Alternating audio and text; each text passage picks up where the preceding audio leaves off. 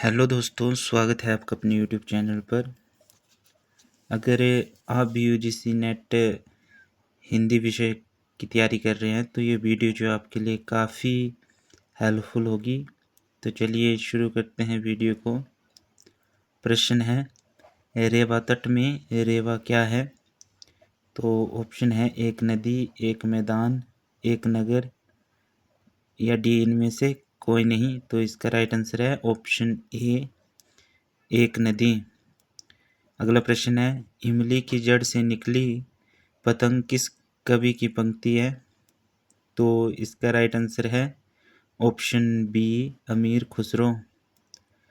अगला प्रश्न है, एक थाल मोती से भरा डैश पंक्ति किसकी है? तो इसका राइट आंसर है ऑप्शन ए, अमीर खुसरो। अगला प्रश्न है, एक थाल मोती से भरा सबके सिर पर औंधा धरा में क्या है? ये एक मुकरी है, दो सुखुन है, पहेली है या इनमें से कोई नहीं। तो ये जो है एक पहेली है, ऑप्शन बी इसका राइट आंसर होगा। अगला प्रश्न है, इमली की जड़ से निकली पतंग में कौन सा भाव है? तो राइट आंसर है इसका ऑप्शन ए, नारी की सुकुमारता। अगला प्रश्न है, जो विद्यापति की पदावली की रचना किस भाषा में हुई है?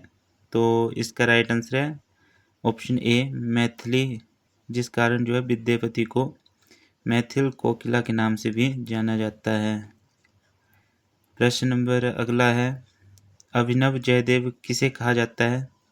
तो राइट आंसर इसका विद्यापति को। अगला प्रश्न है, विद्यापति ने पदावली किसके आश्रय में लिखी? तो राइट आंसर होगा इसका ऑप्शन बी, शिव सिंह के आश्रय में। अगला प्रश्न है, विद्यापति का जीवन काल क्या है? तो राइट आंसर इसका 1361 से 1440 ईस्वी तक। तो राइट आंसर इसका ऑप्शन बी। अगला प्रश्न है, विद्यापति को आप किस वर्ग का कवि मानते हैं? तो विद्यापति जो थे वो एक श्रृंगारी कवि थे। तो राइट आंसर होगा इसका ऑप्शन ए। अगला प्रश्न है, बिहारी सस्सई के रचनाकार कौन है? तो राइट आंसर होगा इसका बिहारी, ऑप्शन ए। अगला प्रश्न है, बिहारी किस प्रकार के कवि हैं?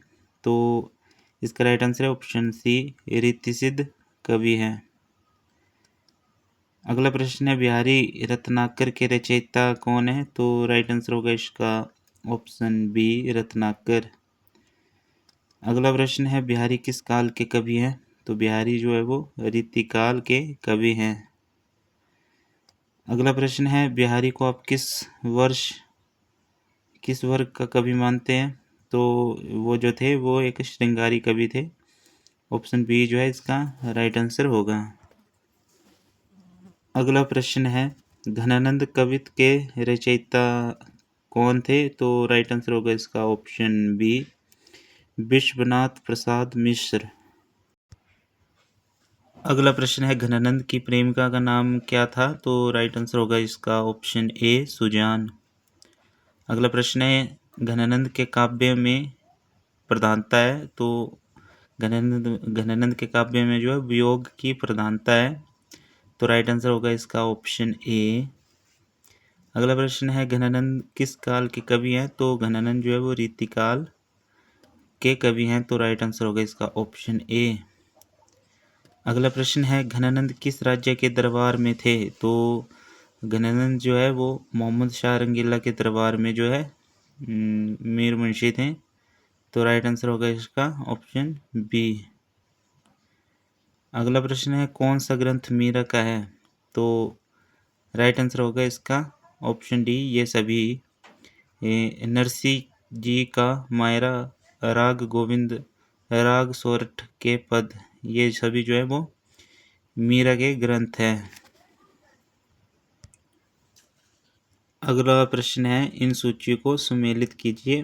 तो बीजिक जो है वो कबीर की जो है रचना हो जाएगी, और ऑप्शन बी जो है सतसई जो है वो बिहारी की रचना हो जाएगी। रामचरितमानस जो है वो तुलसीदास जी की रचना हो जाएगी। साहित्य लहरी जो है वो सूरदास की रचना हो जाएगी। तो राइट आंसर है इसका ऑप्शन बी। अगला प्रश्न है, इन सूचियों को सम्मिलित कीजिए। पंक्तियाँ दी गई हैं और रचनाकार के बारे में बताना है। तो ए जो है अति सुदो स्नेह को मार्ग है, ये जो है घनानंद की है।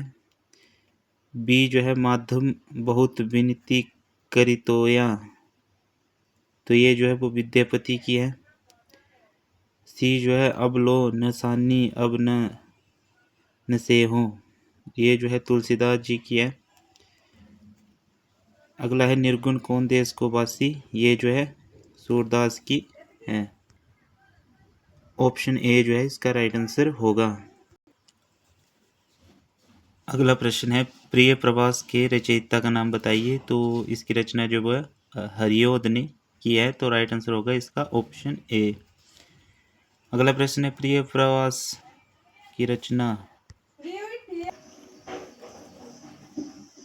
अगला प्रश्न है, प्रिय प्रवास में किसको दूत बनाया गया है, तो राइट आंसर होगा इसका ऑप्शन सी पवन को।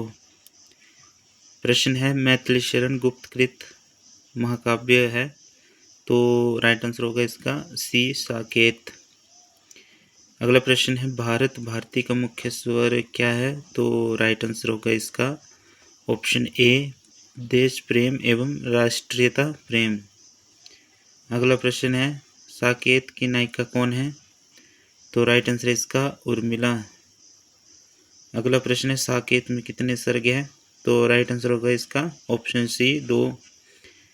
अगर आप ही यूजीसी नेट या एचपी टेट हिंदी की तैयारी कर रहे हैं, तो ये वीडियो जो आपके लिए काफ़ी हेल्पफुल होगी। थैंक यू, धन्यवाद।